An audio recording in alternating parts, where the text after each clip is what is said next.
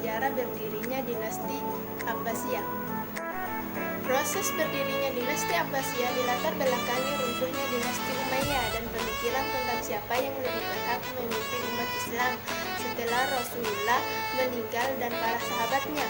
Runtuhnya dinasti Bani Umayyah disebabkan oleh usaha kaum Alawiyun atau Bani Hashim sebagai keturunan yang nasabnya lebih dekat dengan Rasul, mengklaim lebih berhak memimpin kekhalifahan Islam daripada dinasti Bani Umayyah atau keluarga Umayyah. Orang-orang Abbasiyah atau keluarga Abbas merupakan keturunan dari Bani Hashim. Strategi yang diambil keluarga Abbas atau Hashim untuk meruntuhkan dinasti Umayyah adalah dengan mempergandai orang-orang Abbasiyah atas kekhalifahan Islam dengan alasan orang-orang Abbasiyah lebih berhak memimpin umat Islam daripada Bani Umayyah. Gerakan ini dipimpin oleh Imam Muhammad bin Ali. Dia salah seorang keluarga Abbasiyah. Dia tinggal di Umayyah. Untuk menggabungkan berbagai kekuatan, langkah keluarga Abbasiyah yang mereka ambil adalah mengataskan namakan Bani Hashim untuk menghindari perpecahan dengan kelompok Syiah. Akhirnya strategi yang diambil dapat menggabungkan kekuatan, terutama pendukung fanatik Ali bin Abi Thalib dan kelompok lain. Sebelum melakukan usaha perpagandaan, ditunjuklah 12 propagandis yang akan diserbah di berbagai wilayah antara lain Khurasan, Kufa, Irak, dan Mekah. Dari 12 propagandis yang terkenal adalah Abu Muslim Al-Khursani, tokoh masyarakat di Khurasan yang merasa dirugikan selama pemerintah Bani Umayyah. Dari itu ketidakadilan tersebut, pemerintah Bani Umayyah menyatakan kesetiaan kepada Abu Muslim Al-Khursani untuk membela Bani Hashim dan Bani Abbas. Dari gerakan dan propaganda yang dimotari Muhammad bin Ali disambut baik oleh masyarakat. Muhammad bin Ali meninggal pada tahun 743 Masehi. Kemudian gerakan ini dilanjutkan oleh putranya, yaitu Ibrahim al-Imam. Dia menunjukkan Abu Muslim Al-Khursani sebagai panglima perang karena sangat ahli dalam menarik simpati sebagai kelompok setelah Ibrahim Imam meninggal. Gerakan ini dilanjutkan lagi oleh saudaranya, yaitu Abdullah bin Muhammad yang lebih dikenal dengan nama Abdullah Abbas As-Saffah bersama Abdullah Abbas dengan Abu Muslim Al-Khursani sebagai panglima perang menjadi kekuatan yang sangat besar yang sangat diketahui oleh Bani Umayyah. Akhirnya dinasti Bani Umayyah mengalami kekalahan dalam pertempuran tersebut. Kekhalifahan Bani Umayyah yang terakhir, yaitu Marwah II bersama 120.000 tentaranya yang bertahan berusaha menjemperangi sungai Tigris menuju 10 perempuan di Busir atau wilayah Al-Fayyum tahun 132 Hijriah atau 750 Masehi, membuat Khalifah II tewasnya kekhalifahan Marwan II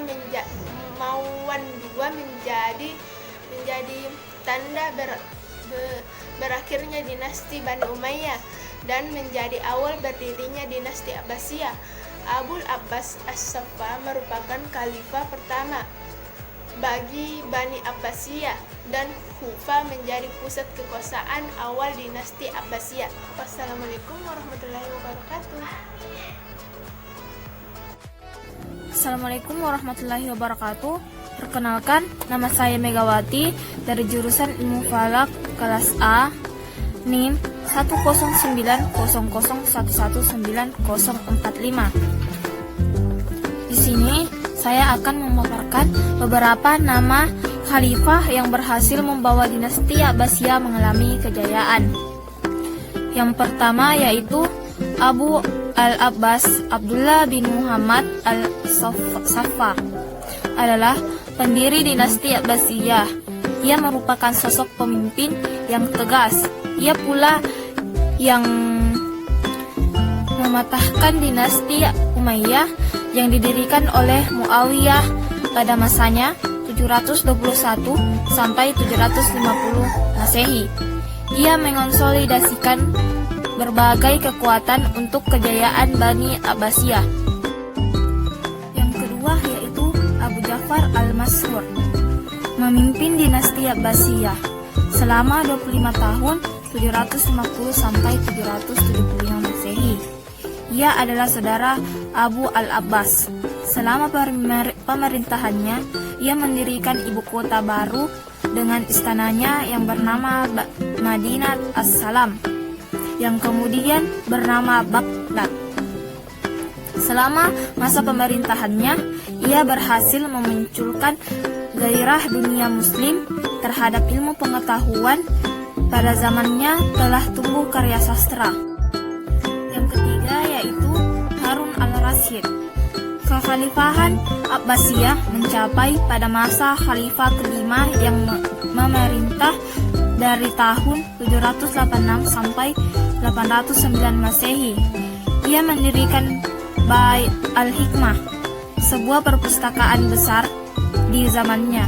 Banyak sarjana muslim dan barat yang belajar di kota Baghdad. Yang keempat adalah Al-Ma'mun al-Rasyid, adalah anak dari Harun al-Rasyid. Ia memerintah dinasti Abbasiyah setelah saudaranya Al-Amin dari tahun 812 sampai 833 Masehi.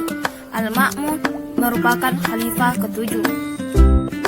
Beberapa proyek besar yang dihasilkan selama pemerintahannya adalah keamanan dan kesejahteraan seluruh rakyat, membangun kota Baghdad, membangun sejumlah ibadah, sarana pendidikan, hingga pendirian Bait al-Hikmah.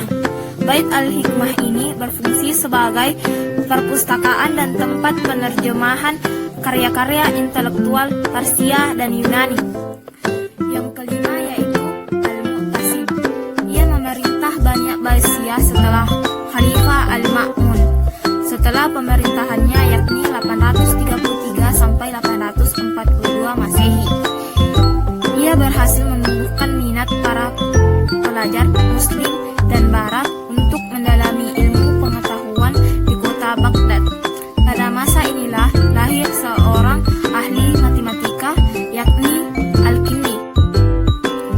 Sepeninggal Al-Mu'tasim, secara perlahan-lahan kejayaan Bani Abbasiyah mulai menurun. Hal ini disebabkan oleh pergolakan politik. Tak heran bila kemudian lahir dinasti Buwayhi, Makluk, dan Seljuk. Nah, itulah tadi nama-nama khalifah yang berhasil membawa Bani Abbasiyah ke masa kejayaan. Baik, bismillahirrahmanirrahim. Assalamualaikum warahmatullahi wabarakatuh.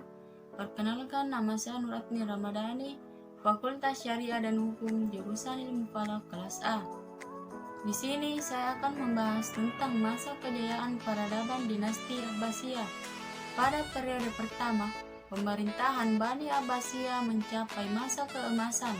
Secara politis, para khalifah betul-betul tokoh yang kuat dan merupakan pusat kekuasaan politik sekaligus agama. Di sisi lain, kemakmuran masyarakat mencapai tingkat tertinggi. Periode ini juga berhasil menyiapkan landasan bagi perkembangan filsafat dan ilmu pengetahuan dalam Islam. Peradaban dan kebudayaan Islam tumbuh dan berkembang bahkan mencapai kejayaannya pada masa Abbasiyah. Hal tersebut dikarenakan dinasti Abbasiyah pada periode ini lebih menekankan pembinaan, peradaban dan kebudayaan Islam daripada perluasan wilayah. Di sini letak perbedaan pokok antara dinasti Umayyah dan dinasti Abbasiyah. Puncak kejayaannya dinasti Abbasiyah terjadi pada masa Khalifah Harun al-Rasyid 786 sampai 809 Masehi dan anaknya Al-Makmum 813 sampai 833 Masehi. Ketika Ar-Rasyid memerintah, negara dalam keadaan makmur, kekayaan melimpah, keamanan terjamin, walaupun ada juga pemberontakan dan luas wilayahnya mulai dari Afrika Utara hingga ke India.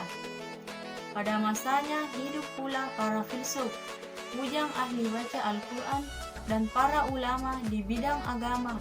Didirikan perpustakaan yang diberi nama Baitul Hikmah. Di dalamnya orang dapat membaca, menulis, dan berdiskusi. Khalifah Harun al-Rasyid sebagai orang yang taat beragama menunaikan ibadah haji setiap tahun, diikuti oleh keluarga dan pejabat-pejabatnya serta para ulama, dan berderma kepada fakir miskin. Sekian, wassalamualaikum warahmatullahi